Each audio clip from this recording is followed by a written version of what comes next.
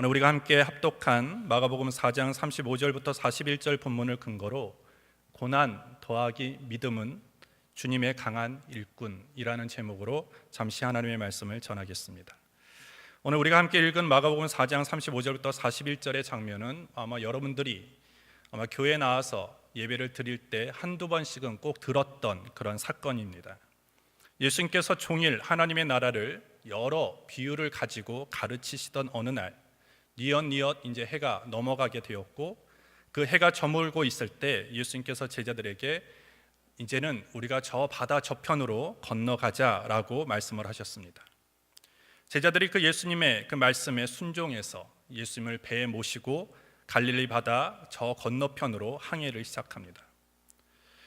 아마 제자들 중에 많은 사람들이 어부였기 때문에 그 항해를 하는 것이 그렇게 어렵지는 않았을 것입니다.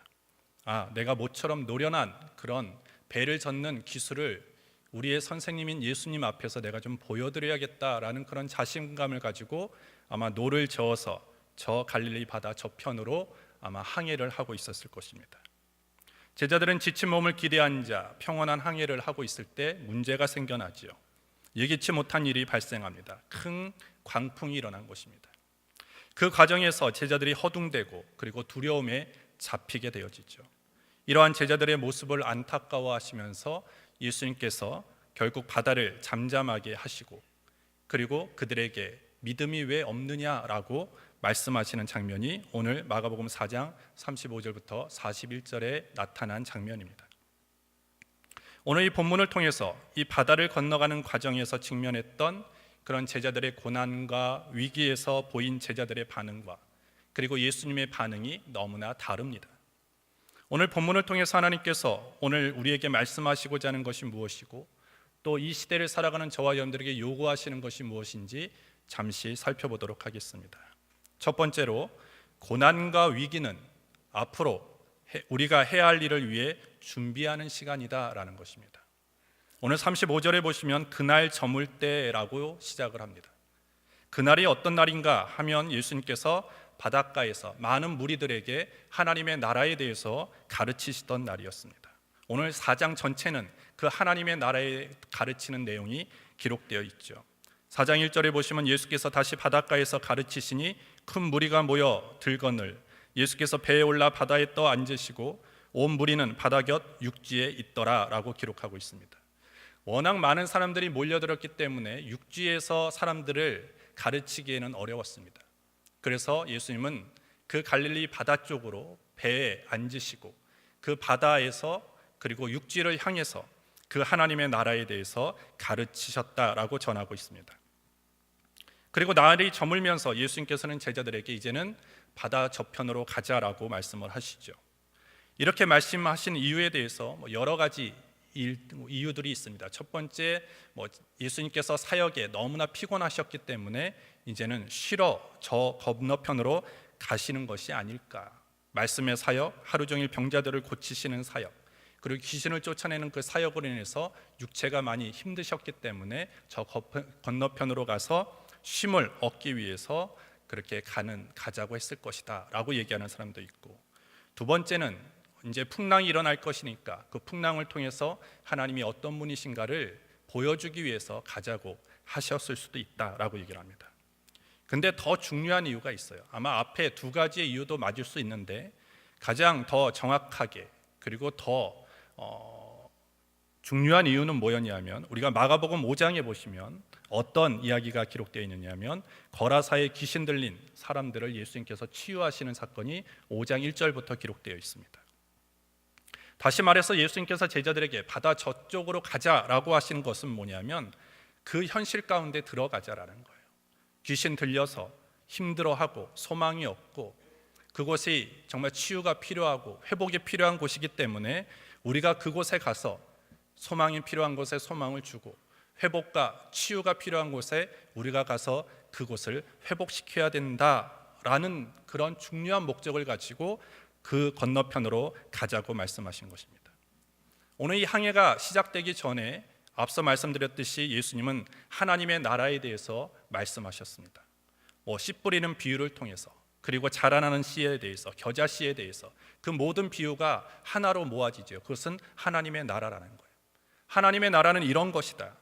그리고 하나님의 나라의 비밀은 이런 것이고 하나님의 나라를 품고 살아가는 사람에게는 이러한 능력이 나타난다라는 것을 그 비유를 통해서 예수님이 계속 말씀하셨습니다.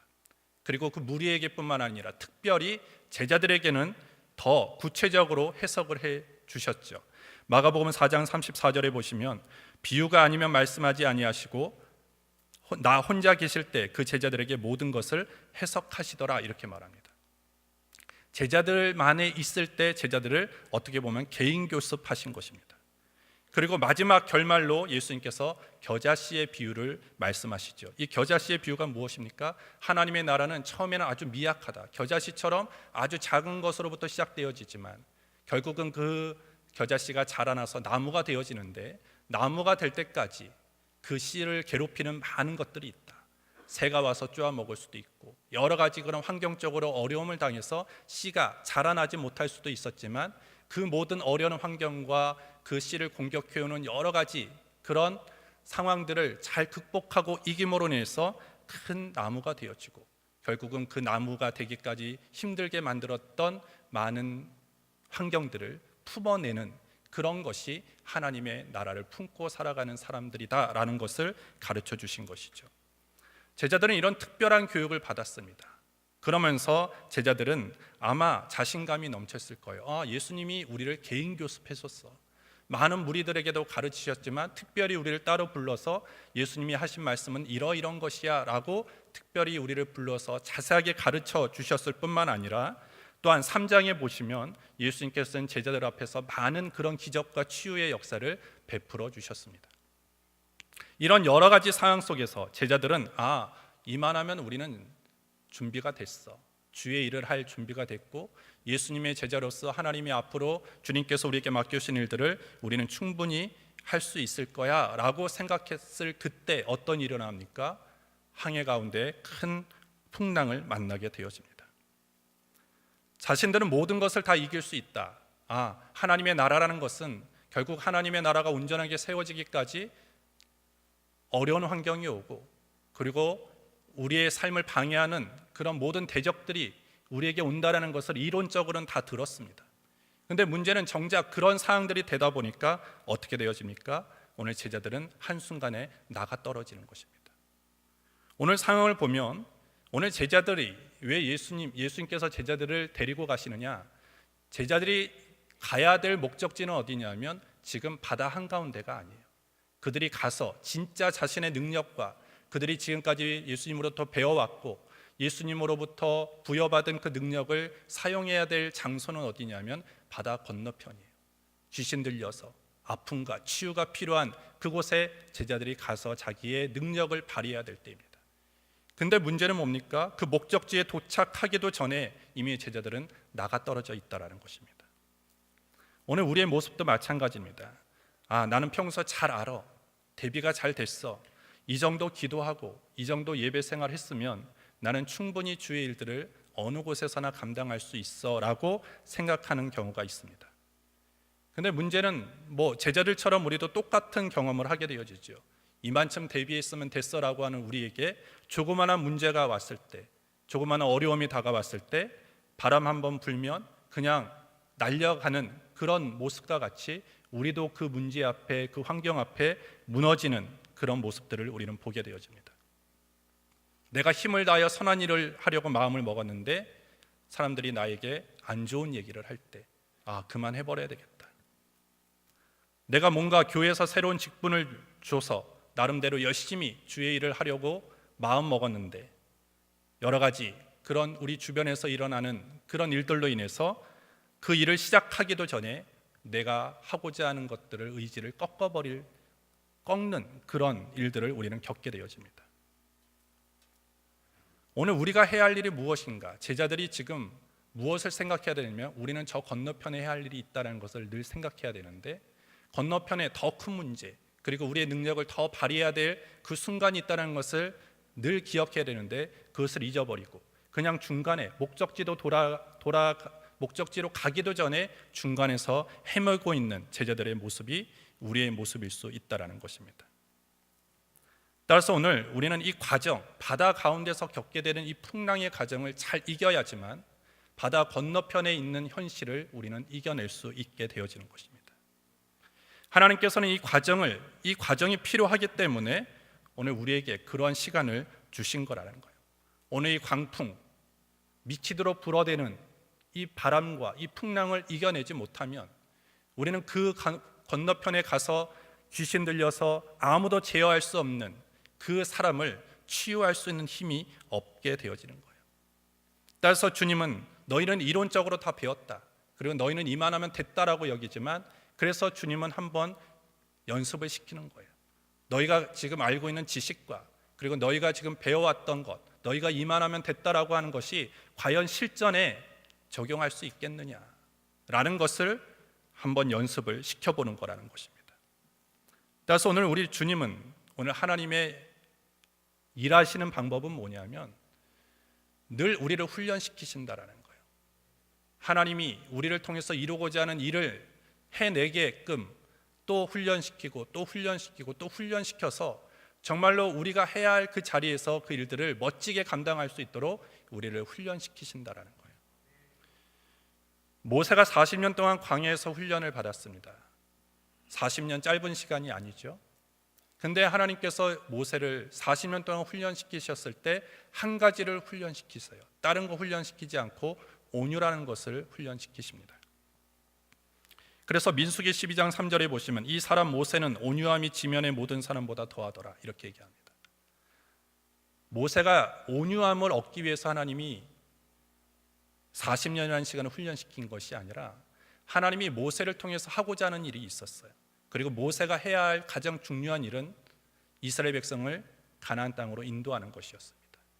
그 광야에서 불평 많고 원망하고 전혀 감사할 줄 모르는 이스라엘 백성을 안전하게 그래도 가나안 땅을 잘 인도해내는 것이 모세의 사명이었죠.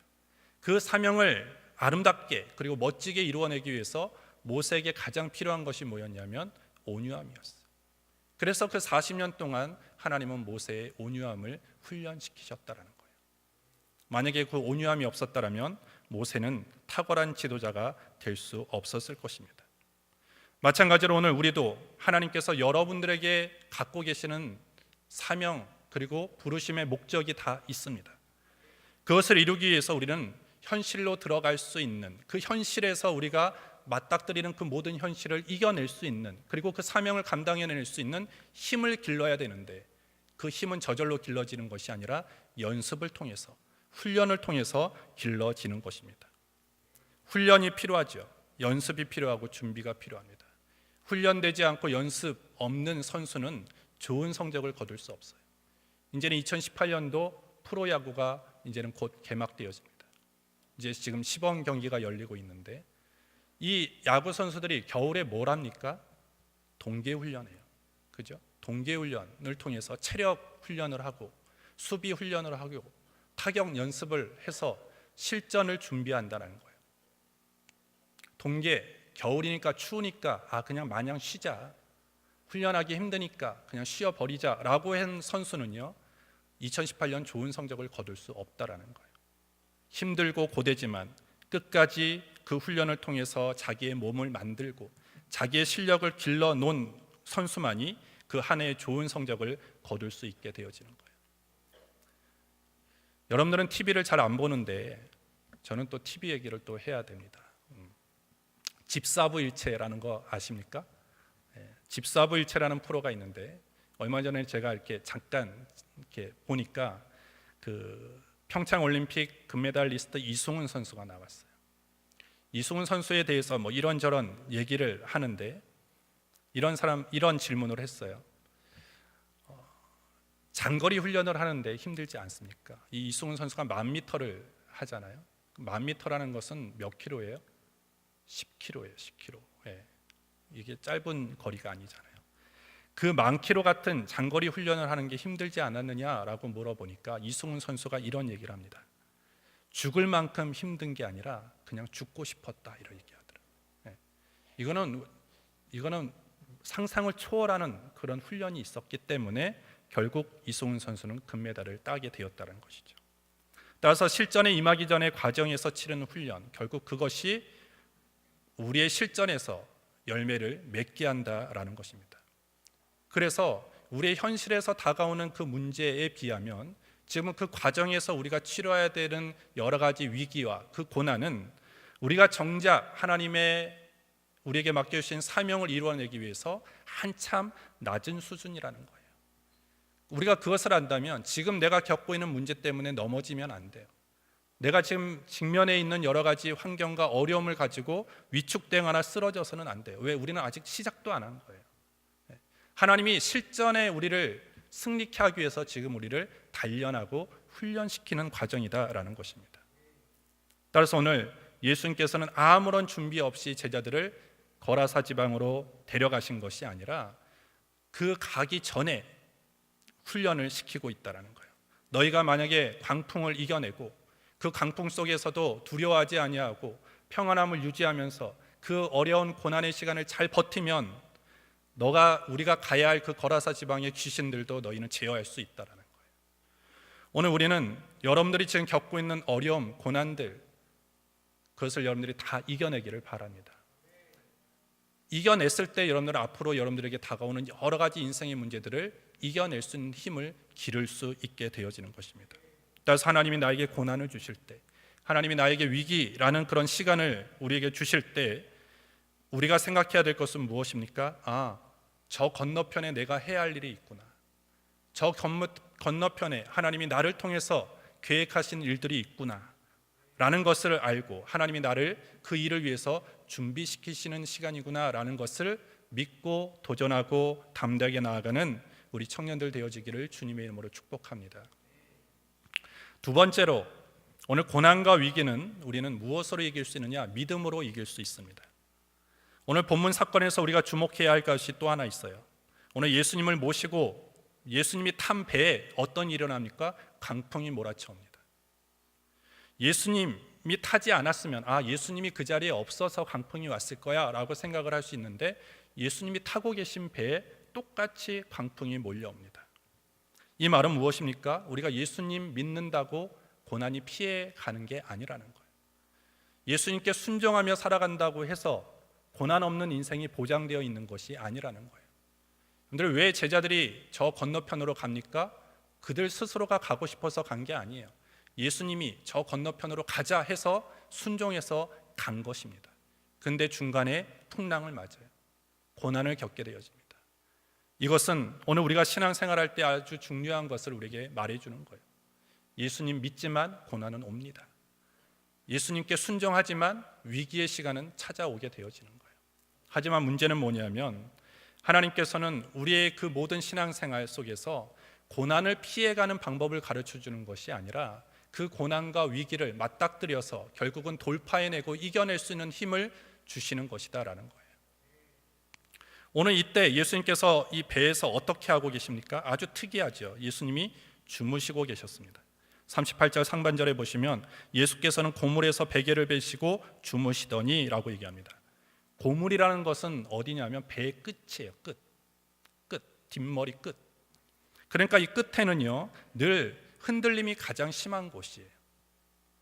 여러분들 놀이동산 가서 바이킹 타면 어디에 앉아요? 네? 맨 끝에, 가운데 탈 사람은 안 타는 게 좋습니다. 네. 놀이기구, 바이킹을 타든 에버랜드에 있는 T 익스프레스를 타든 놀이기구를 아주 스릴을 느끼면서 타려고 하는 사람은 맨 앞에 아니면 맨 뒤에 앉아요. 그죠? 왜냐하면 거기에서 진짜 스릴을 느낄 수 있기 때문에. 그러니까 가장 흔들림 그리고 가장 어떤 그 공포를 느낄 수 있는 곳이 앞과 뒤라는 거예요. 오늘 배에 예수님이 어디 계셨느냐, 어디서 주무시고 계셨느냐? 고물이라는 데요. 바이킹으로 얘기를 하면 맨 끝자리입니다. 그 자리에서 예수님이 어떻게 하고 계셨어요? 아주 숙면을 취하고 계셨습니다. 그 광풍이 일어날 때도 제자들이 깨워야지만 일어날 정도로 푹 주무시고 계셨다라는 거예요. 제자들 아주 불만이 가득했겠죠. 우리는 이렇게 막 흔들리고 두려움 가운데 있는데 예수님은 이렇게 잠만 주무시고 계신다, 잠만 자고 계신다, 이렇게 생각했을 거예요. 그래서 제자들이 예수님을 깨우죠. 깨었더니 예수님께서 그 거친 바다를 고요하게 만드신 다음에 40절에 이렇게 말씀하세요. 이에 제자들에게 이르시되 어찌하여 이렇게 무서워하느냐 너희가 어찌 믿음이 없느냐 하시니라고 합니다. 너희가 지금 광풍을 바라보면서 그 고난 앞에서 두려워하고 또 무서워하는 이유는 뭐와 연관되어 있다는 거예요? 믿음과 연관되어 있다는 거예요. 다른 말로 하면 우리의 인생의 고난과 위기를 우리가 이겨낼 수 있는 방법은 믿음이라는 것입니다.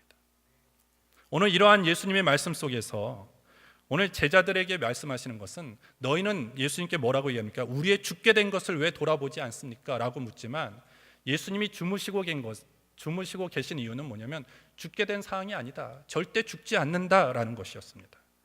뭐가 다른 거예요? 그 풍랑을 바라보는 시선이 다른 것이죠. 제자들은 우리는 그 풍랑 때문에 죽게 된다라고 믿은 것이고 예수님은 아니다. 그 풍랑 때문에 우리는 죽지 않는다라고 믿는 거예요. 믿음의 차이죠. 따라서 오늘 우리도 마찬가지입니다. 오늘 고난과 위기가 왔을 때 우리는 어떻게 반응을 해야 됩니까? 그 자그마한 고난과 위기 앞에 우린 절대 죽지 않는다. 우린 넘어지지 않는다. 우린 쓰러지지 않는다. 그 풍랑이 나를 덮치지 않는다. 나는 그 풍랑 때문에 나는 내 삶이 넘어지지 않는다라고 믿음으로 선포하는 자가 돼야 되고 그것을 믿어야 돼요. 왜냐하면 오늘 예수님이 제자들에게 원하셨던 건 뭐냐면 너가 내가 누군지를 분명하게 알았으면 좋겠다는 거예요. 아마 제자들이 예수님이 누군지를 분명하게 알았다면 절대 두려워하지 않았을 거예요. 두려워하지 말고 오늘 예수님의 다스리심을 믿고 하나님이 이 모든 것들을 주관하고 계시다는 것을 신뢰하고 믿는다면 아무리 죽음을 느낄 만한 풍랑이 온다 할지라도 우리는 그렇지만 죽지 않아 라고 고백할 수 있다라는 것입니다. 따라서 오늘 지금 믿음의 대상이 뒤바뀐 거예요. 제자들은 하나님을 믿어야 돼요. 예수님을 믿어야 됐는데 누구를 믿은 거예요? 무엇을 믿은 겁니까? 죽음의 세력을 믿은 거예요. 죽음의 세력. 죽지 않았는데 죽게 된다라고 믿은 거예요. 그러나 예수님은 아니라는 것이죠. 오늘 제자들이 중도에서 파도를 만나 죽게 되었다면 예수님의 사역은 실패입니다. 하나님의 사역은 실패예요. 하나님도 마찬가지입니다. 오늘을 훈련시키고 고된 그런 연습을 시키지만 우리를 아예 쓰러뜨리거나 넘어뜨리거나 죽게 하시지 않는다라는 거예요. 따라서 오늘은 늘 믿음을 가지고 나아가야 되는 것입니다. 우리가 그런 믿음이 없으면 우리는 실전에 나아가서 100번 싸워도 100번 질 수밖에 없어요. 오늘 우리 청년들에게 우리가 가지고 가야 할 아주 중요한 힘이 있습니다. 그것은 믿음의 힘입니다. 믿음의 힘. 오늘 이 믿음만 있다면 오늘 하나님이 우리를 돌보신다. 모든 것은 하나님의 다스림 속에 있다. 나는 절대 하나님이 나를 다스리시고 보호하시기 때문에 위기는 오고 고난은 온다 하지만 그 고난 때문에 나는 절대 죽지 않는다. 그 위기 앞에 나는 절대 넘어지지 않는다. 왜? 하나님이 나를 붙들고 계시기 때문에. 라는 믿음만 있다면 우리는 그 모든 시간 속에서 우리는 능력 있는 사람이 될 수 있는 거예요. 오늘 이 고난과 위기 앞에 우리가 믿음으로 반응하지 않으면 우리는 어떤 사람이 되느냐? 독한 사람이 돼요. 독한 사람. 근데 그 위기와 고난 앞에 내가 믿음으로 반응하면 독한 사람이 아니라 강하면서도 부드러운 사람이 되고 아주 의연한 사람이 되어질 수 있다는 거예요. 저는 우리 청년들이 독한 사람이 되기를 원치 않아요. 믿음을 가지고 의연하고 늘 어떤 상황 속에서도 흔들림 없는 그런 유연함을 가지고 나아가는 우리 청년들이 되기를 주님의 이름으로 축복합니다. 그래서 세 번째로 고난과 위기는 진정한 영성이 무엇인가를 우리에게 알게 한다라는 것입니다. 진정한 영성이 무엇입니까? 어떤 환난과 근심과 위기와 고난 앞에서도 중심을 잃어버리지 않는 것이 진짜 영성이에요. 여러분들 기도 많이 한다고 헌금 많이 낸다고 그 영성이 좋아지지 않아요. 기도를 많이 해도 내가 그 위기 앞에 중심을 잃으면 그 사람은 영성이 좋은 게 아니에요. 늘 어떤 환경에서도 중심을 붙잡는 것, 불안과 두려움 속에서도 믿음을 잃지 않는 것, 인생의 폭풍 속에서도 절대 내 마음의 평안함을 잃어버리지 않는 것, 그 평안함을 유지하는 것이 진짜 영성이고 진짜 믿음이라는 거예요. 환경과 문제 앞에서 그리고 고난과 위기 앞에서 우리의 모습이 아직도 파도와 같이 출렁거린다면 흔들린다면 우리는 여전히 더 온전한 믿음을 향해서 우리는 훈련돼야 돼요. 더 강한 믿음의 사람이 되기 위해서 우리는 더 연습해야 된다는 것입니다. 오늘 우리가 아무리 그렇게 살아가려고 해도 세상이 그렇지는 않아요. 내일 어떤 일이 일어날지는 모르고 또 남들과 다르게 살면 불안해하고 내 삶에 준비된 것이 아무것도 없으면 늘 초조함을 느끼는 존재가 저와 여러분들이죠. 근데 하지만 성경은 우리에게 다르게 행동하고 다르게 살라고 계속 요구를 합니다. 어떻게 요구합니까? 내일을 위해 염려하지 말래요. 불확실성 속에서 우리는 날마다 조바심이 있는데 그러지 말라는 거예요. 우리는 많은 것들을 축적해야 되고 저금을 해야 되고 많은 것들을 준비해야 되는데 성경은 뭐라고 얘기합니까? 날마다 일용할 양식만을 구하라고 얘기를 합니다. 믿음으로 필요한 것들을 그날 구하라고 오늘 성경이 우리에게 말씀해 줘요. 세상이 얘기하는 것과 성경이 얘기하는 것이 너무나 다릅니다. 그렇지만 오늘 우리는 누구의 음성에 귀를 기울여야 되느냐? 주님의 음성에 귀를 기울여야 돼요. 하나님의 음성에 귀를 기울여야 돼요.